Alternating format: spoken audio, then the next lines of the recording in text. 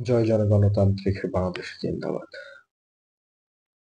প্রবাহমান ঘটনা এদেশে নিত্য নৈমিত্তিক একটি ব্যাপার। ২ দিন আগে বইমেলায় একটা ঘটনা ঘটেছে, অত্যন্ত মজার। বইমেলায় অবস্থিত একটি স্যানিটারি ন্যাপকিনের দোকান বন্ধ প্রক্রিয়া বা বন্ধ করার চেষ্টা করা হয়েছে বা বন্ধ করে দেওয়া হয়েছে। এই বইমেলা প্রাণের বইমেলা। এখানে প্রতিনিয়ত এদেশে কবি, সাহিত্যিক, সাহিত্যমনা মানুষদের আনাগোনা।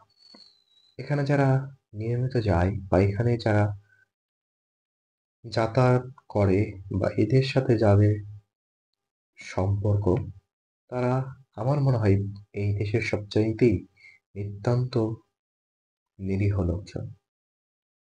যা হোক, সে প্রাণের মেলায় বারবার সংঘর্ষ হচ্ছে, এটাই বড় দুঃখজনক। একটা জায়গা যেখানে ঝগড়া হওয়ার কোনো সুযোগই নেই, সেখানে যখন ঝগড়া হচ্ছে, সেখানে যখন কন্দল তৈরি হচ্ছে, তখন স্বাভাবিকভাবেই ভীতির কারণ। বইমেলায় কয়েকদিন আগেই একটা স্টল বন্ধ করে দেওয়া হয়েছে। সেখানে সমস্যা ছিল যে তিনি তসলিমা নাসরিনের বই বিক্রি করছেন। তার বই এদেশে নিষিদ্ধ। এদেশে আরো অনেক বই নিষিদ্ধ ছিল, সেগুলো আবার এই দেশেই বিক্রি হচ্ছে। যা হোক, এখানে ধর্মান্ধ বা ধর্মীয় প্রজ্ঞা যে যেটাই বলেন, যেভাবেই নেন, আমার কোনো আপত্তি নাই। বা কোনটা উচিত কোনটা অনুচিত সেটা আপনারাই নির্ধারণ করেন, তাতেও আমার কোনো অভিমত নেই। তবে সমস্যা হলো আরেকটি, যেটা বর্তমান সময়ে এই যে স্যানিটারি ন্যাপকিন ব্যবহার মেয়েদের একটা কমন বিষয়। হ্যাঁ, এটা প্রকাশ্যে নিয়ে আসা নিয়ে যদি মৌলবাদীদের বা ধর্মীয় গুরুদের একান্তই সমস্যা হয়, তাহলে এটা একটা মূর্খামি।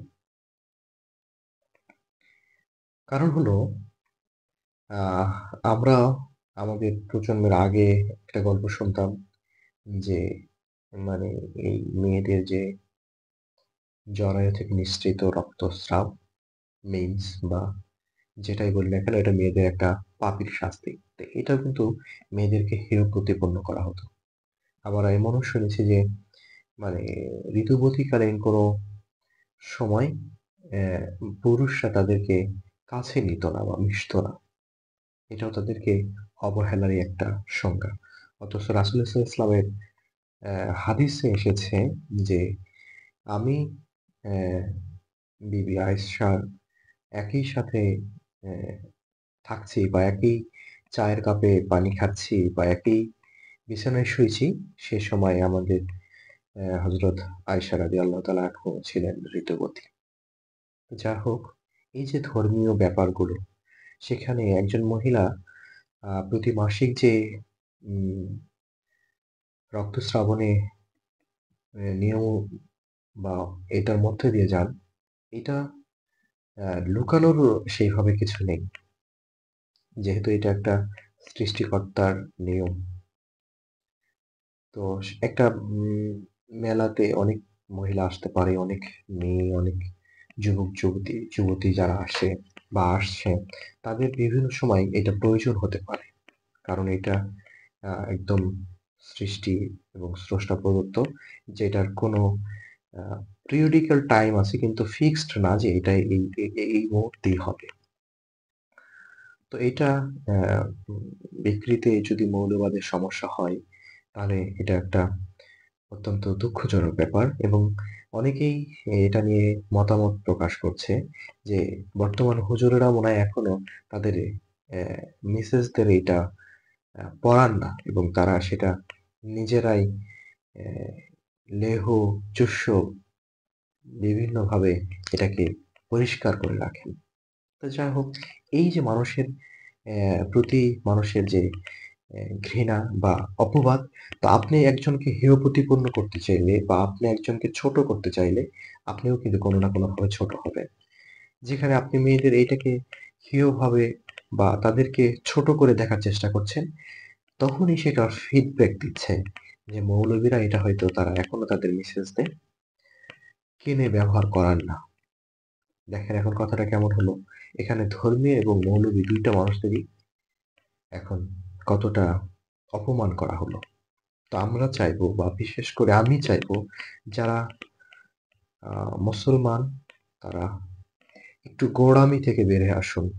ধর্ম সম্পর্কে আরো জানুন, মানুষকে জানান। তবে সেটা ধর্মকে বিকৃত করে নয়।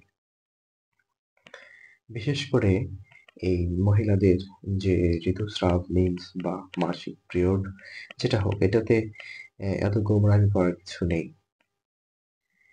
এই আমাদের দেশের জাতীয় কবি কাজী নজরুল ইসলামের এই উক্তিটা এরকম যে, "আপনি কাউকে পীড়া দিলে সে পীড়ন এসে ফেরত দেবে আপনাকেই কোনো না কোনোভাবেই।"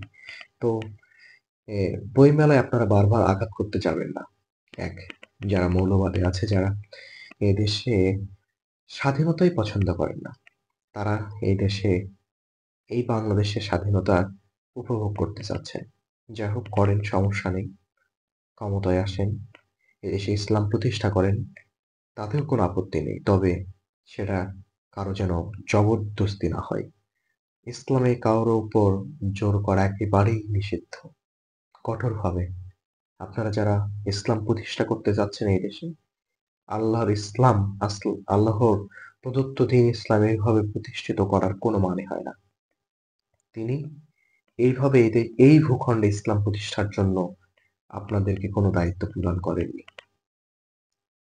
নারায়ে তাকবীর, আল্লাহু আকবার দিয়ে আপনি মানুষের উপর জুলুম করবেন, সেটা জিহাদ হবে। এই জিহাদ কোথাও উল্লেখ নেই। ধর্ম অন্ধ অথবা আহ ধর্মবিদ্বেষী হবেন না। আপনারা যারা আমার কথাগুলো শুনছেন, আশা করছি আপনাদের ভালো লাগবে না। তবু কথাগুলো বলতে হচ্ছে কারণ প্রেক্ষাপট এতটাই কঠিন হচ্ছে যে দিন, দিন সত্য কথা বলতেই ভয় পাচ্ছে সকলে। সেখান থেকে যদি কেউ কথাই না বলে, তাহলে বিপক্ষ শক্তি আপনাকে একেবারে গ্রাস করবে। আশা করছি আমার কথাগুলো কেউ কঠিনভাবে নিবেন না। দেশ, দশ এবং সকলের জন্যই শুভকামনা। সকলেই ভালো থাকুক এই প্রত্যাশায় আজকের মতো এখানেই শেষ করছি।